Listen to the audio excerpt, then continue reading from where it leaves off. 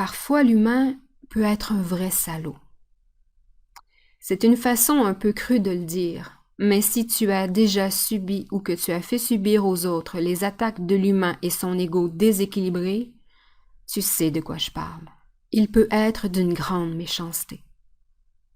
C'est à ces instants que tu devras t'exiger à garder le focus. Ce sera probablement une des choses les plus difficiles que tu auras à faire d'ailleurs. Connaître que malgré les paroles prononcées, le ton employé envers toi, ça ne t'appartient pas. Ce qui se passe n'est que le reflet de ce qui a déjà été dans ta vie, en celle-ci ou d'autres. Et la façon dont tu réagiras aura un effet non seulement sur ton présent, mais aussi sur ton futur. Reste l'observateur. Sois conscient de ton partenariat avec le Maître. Prends contact consciemment avec lui. Et dans cet espace que tu partages avec lui, la compassion et l'amour de toi refont surface. La perception que tu as de l'autre change aussi. Tu le vois dans son rôle, dans son drame, mais tu en es l'observateur. Il n'a aucun moyen de t'atteindre.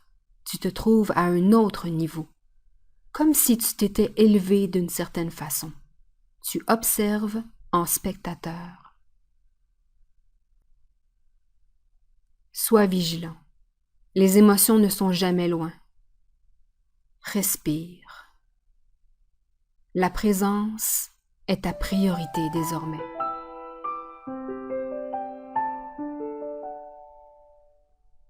Nous avons une quantité innombrable de peurs. La peur de la trahison, de l'abandon, du ridicule, de ne pas être à la hauteur, de l'échec, de la maladie, de souffrir, de vieillir, de la mort, d'être seul, de ne pas être aimé, et bien d'autres encore. Les humains que nous sommes vivent avec ces ressentis au quotidien et essaient tant bien que mal de les camoufler, de les étouffer ou même de les geler de quelque façon que ce soit. Mais rendons-nous à l'évidence, ça ne fonctionne pas.